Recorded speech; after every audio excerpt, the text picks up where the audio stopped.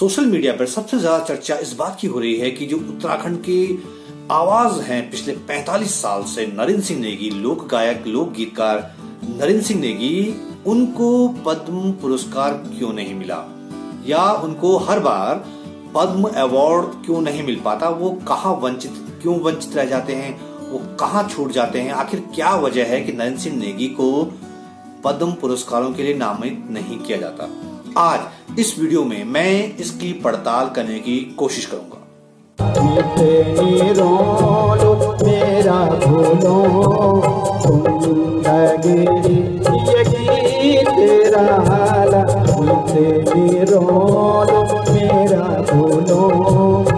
जैसा कि आप जानते ही हैं कि पद्म अवार्ड जो सबसे बड़ी नागरिक सम्मान है उनमें से एक है पद्म अवार्ड्स।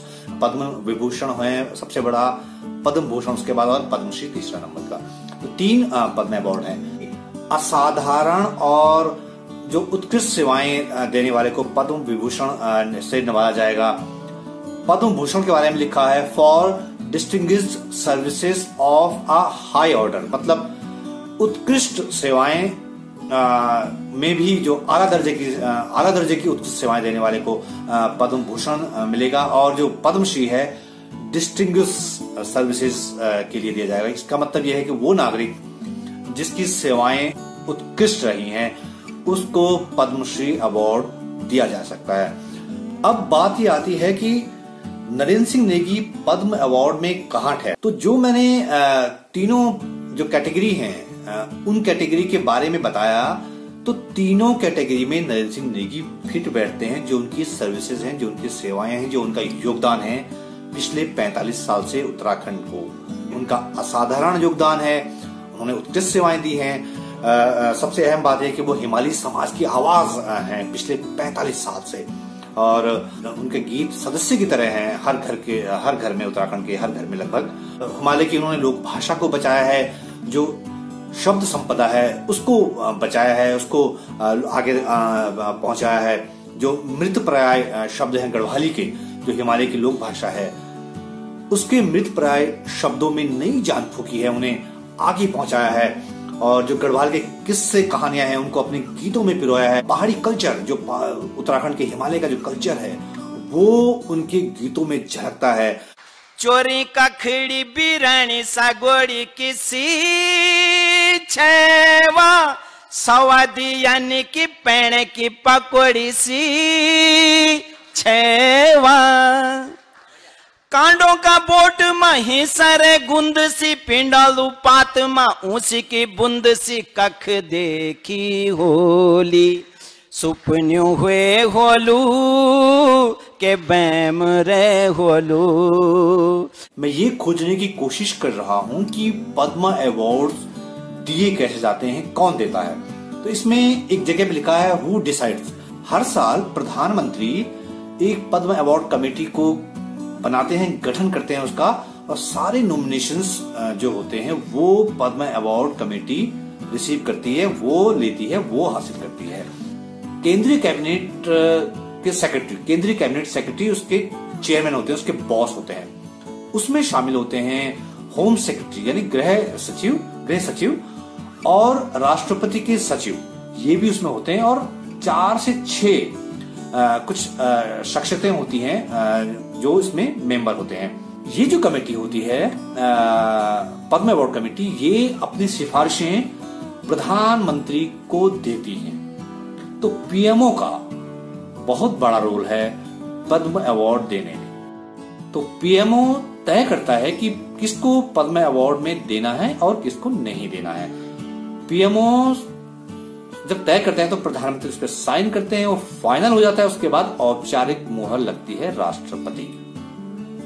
अब आप ये जानना जरूर चाह रहे होंगे कि नाम तय कौन करता है, ये सिफारिशी कैसे आती है, ये लोगों को नामित कौन करता है, कैसे किया जाता है। तो जो पद्म अवार्ड्स की जो सरकारी वेबसाइट है उसमें साफ साफ लिखा है, सिलेक्शन क्राइटेरिया एक हिस्सा है, उसका एक पार्ट है, उसमें साफ साफ लिखा है राज्यों से मंगाए जाते हैं, केंद्र शासित प्रदेशों से नाम मंगाए जाते हैं, जो मंत्रालय हैं, भारत सरकार के जो विभाग हैं, डिपार्टमेंट्स हैं, उनसे नाम मंगाए जाते हैं। इसके अलावा जो सेंट्रल स्टेट मिनिस्टर होते हैं, मतलब जो केंद्र सरकार के मंत्री हुए, जो राज्य सरकारों के मंत्री हुए, जो मुख्यमंत्री हुए, राज्यपाल होते हैं स्टेट्स के, मेंबर ऑफ पार्लियामेंट जो सांसद होते हैं, ये सारे जो है रिकमेंडेशन भेजते हैं अपने, ये किसी को रिकमेंड करते हैं, किसी को नामित करते हैं, और ये जो नामित करते हैं वो पद्म अवार्ड कमेटी के पास सारे नाम जाते हैं। कुछ साल पहले से सरकार ने आम लोगों के लिए भी ऑप्शन रखा है कि वो ऑनलाइन किसी को भी नॉमिनेट कर सकते हैं, लेकिन सारे नॉमिनेशंस जो होते हैं पद्म अवार्ड कमेटी के पास जाते हैं, जो कि पीएमओ जिसको डील करता है, जिसको देखता है। तो ये सारे नाम मतलब इनमें सरकारों का बहुत बड़ा दखल है पद्म अवार्ड देने में। सांसद हैं, उनका दखल है, मंत्री हैं, मुख्यमंत्री हैं, राज्यपाल हैं, इन लोगों का एक बहुत बड़ा दखल है। तो ये नॉमिनेशंस की प्रक्रिया है, ये ऐसे तय होता है। अब बात आती है कि नरेंद्र सिंह नेगी इसमें क्यों नहीं आते, इस नॉमिनेशन में नरेंद्र सिंह नेगी क्यों नहीं आते, उनका नाम पद्म अवार्ड के लिए क्यों नहीं नामित होता है, या अगर नामित होता है तो उनको सेलेक्ट क्यों नहीं किया जाता है। मेरे इंटरेस्ट इन गीतों में जो संवेदनशील छन, जो अपना जो जिकड़ा पर लगदन, जो आदमी महसूस कर दो, जैसे हमारो पहाड़ की स्थिति परिस्थिति नजर आनन कि हमारो पहाड़ में हाँ वास्तव में ये नहीं स्थिति चन है ना, अच्छी बुरी जन भी होन, लेकिन पहाड़ हर गीत में पहाड़ होना बहुत जरूरी। तो नरेंद्र सिंह नेगी के नाम पर जो सबसे बड़ी अड़चन आती होगी, अनुमान लगा रहे हैं, पद्म अवार्ड की जो सरकारी वेबसाइट है उसके जो क्राइटेरिया, उसमें एक जगह लिखा हुआ है कि awards are subjected to verification by the investigating agencies of the government with a view to insuring that their character and antecedents are above board. इसका मतलब ये हुआ कि सरकारी एजेंसियां, सरकारी जो जांच एजेंसियां हैं, उनके हाथ में बहुत कुछ है। वो ये जांच करेंगी कि जिस आदमी का नाम आया है पद्म अवार्ड के लिए, उसका चरित्र कैसा रहा है और उसका पूरा जीवन कैसा रहा है, उसका पूरा जीवन को खंगालेंगी वो एजेंसियां। तो जब एजेंसियों के हाथ में है, सरकार के हाथ में है, सिस्टम के हाथ में है कि पद्म अवार्ड किसको दिया जाना है, किसको नहीं दिया जाना है। तो नरेंद्र सिंह नेगी पिछले 45 साल से आप सुन रहे हैं, नरेंद्र सिंह नेगी जनता के पक्ष में गीत लिखने वाले गायक हैं, जनता के पक्ष में गाने वाले गायक हैं। तो जब वो जनता के पक्ष में गाते हैं, लिखते हैं, तो जाहिर है वो किसी के खिलाफ जाएगा। वो किसके खिलाफ जाएगा? सिस्टम के खिलाफ जाएगा। कौन सा सिस्टम? वो सिस्टम जिसे नॉमिनेशन करना है, जिसे तय करना है कि वो किसे अवार्ड दे।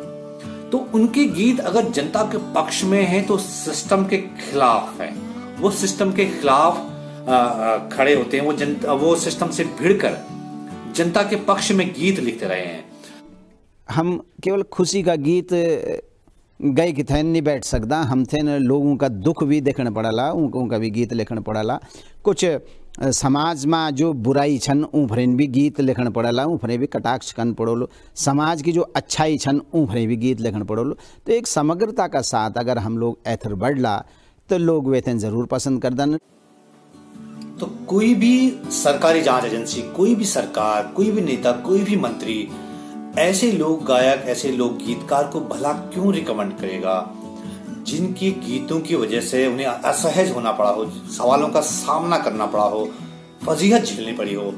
तो एक सामान्य सी उसकी बात है, सामान्य सी समझ की बात है कि वो एजेंसियां उस गायक को जब पूरा खंगालेंगी तो वो हिस्सा अपनी रिपोर्ट में वो नहीं छोड़ सकती लिखना कि इस आदमी की वजह से या इस गायक की वजह से या इस गीतकार की वजह से फला फला सरकार को फला फला दिक्कत हुई थी, या फला फला नेता को फला तरह की परेशानी झेलनी पड़ी थी, या फला तरह के सवालों का सामना करना पड़ा था। पहाड़ों से बैर किले गैर सैन गैर किले, पाड़ मांगी राजधानी देहरादून शहर किले। किले वह किले सोचत हो किले पूछत हो किले, फैसला मा देर किले सदन ठहर ठहर किले, राजधानी पाड़ होलित नेता जिथे डर किले। किले भय किले पूछत हूँ किले सोचत हूँ किले। तो जो शख्स, जो गीतकार जनता के पक्ष में खड़े होकर सिस्टम से सवाल कर रहा हो, सिस्टम के खिलाफ लिख रहा हो, उसे भला वही सिस्टम कैसे रिकमेंड कर सकता है या उसके बारे में कैसे वो अच्छी रिपोर्ट पेश कर सकता है, ये एक सामान्य सी समझ का सवाल है। विकासम अबेर किले सरकार लमडेर किले, विकासम अबेर किले सरकार लमडेर किले, जनता खुणी अंधेरी रात नेता खुणी सवेर किले, किले भय किले पूछत हूँ किले सोचत हूँ किले।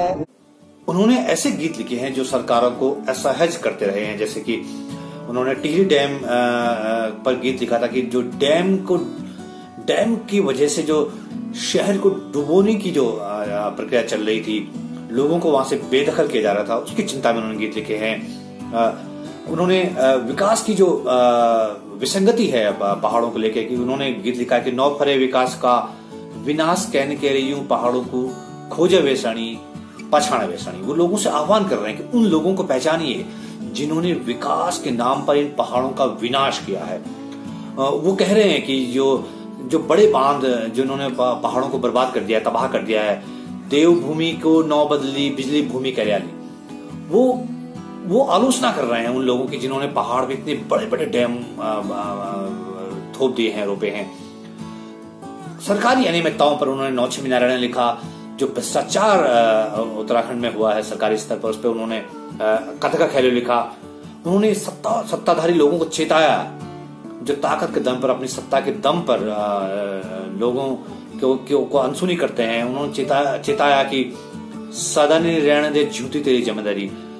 उन्होंने पॉलिटिकल गीत लिखे, उन्होंने राजनीतिक का जो लेवल जो पहाड़ में किस तरह की जो चुनावी राजनीति होती है उसका लेवल किस तरह पहुंच गया है। उन्होंने लिखा फूलन पिलाई विस्की हाथन पिलाई रम।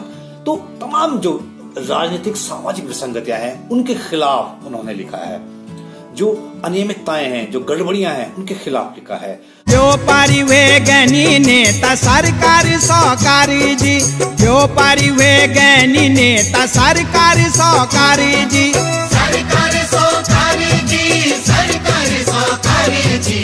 कर्ज की झीलू मायून जनता डूबे याली जी, कर्ज की झीलू मायून जनता डूबे याली जी।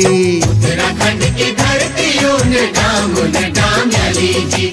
मेरो भोगियों छ पहाड़ जी, और मैं पहाड़ में ही छूँ और जीवन को बहुत लंबो समय उखी पढ़ी लिखी भी छूँ, उखी रहे भी छूँ।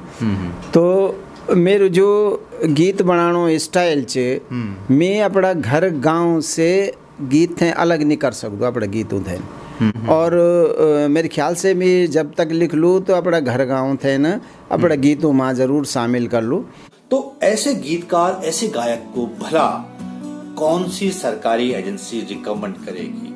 कौन सी सरकारी एजेंसी ये चाहेगी कि इनका नामांकन हो पद्म अवार्ड के लिए? अगर ऐसी कोई सरकार, ऐसा कोई मंत्री, ऐसा कोई नेता या ऐसी कोई सरकारी जांच एजेंसी नरेंद्र सिंह नेगी को रिकमेंड करती है तो इसका मतलब ये भी होगा कि वो उन गीतों को मान्यता देती है जो कि सिस्टम के खिलाफ लिखे गए हैं, यानी उस सिस्टम के ही खिलाफ लिखे गए हैं। तो वो सिस्टम भला उनको मान्यता कैसे देगा? तो ये एक सामान्य से समझ की बात है, इसमें कोई नई बात मैं नहीं कह रहा हूं।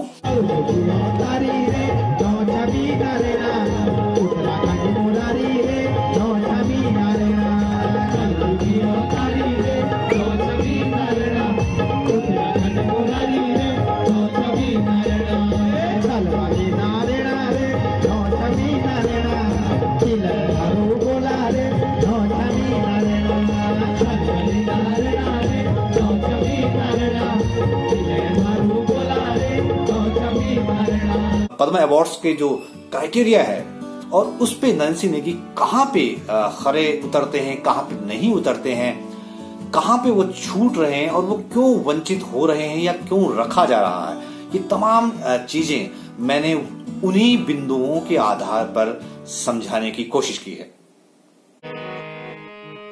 एगे फेर चुनाव एगे दाई जसी फेरो, एगे फिर चुनो एगे दाई जसी फेरो बख्तर बंद जामू पैरी लिया रे छोरो कै का हाथ गोना तोड़ कै को घुंडू मुंड फोड़ फोड़ फोड़ फोड़ फोड़ झेंता झेंतड़ी झेंता तोड़ झेंता झेंतड़ी झेंता तोड़।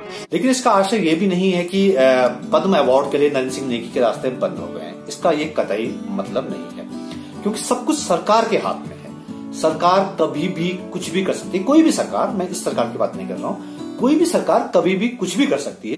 ये आसमान का ऐंच भी आसमान छन,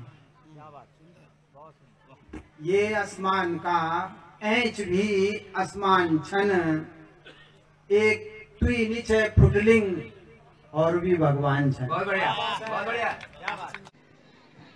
मेरा कमरे छत थे ही मेरो आसमान समझण वाला, मेरा कमरे छत थे ही मेरो आसमान समझण वाला, मैं थे भुरपला मां देखी परेशान।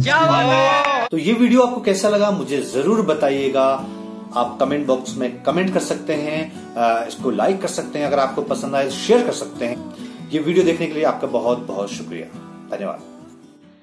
तेरी हिकमत आजमाना पैरी मुठ बोट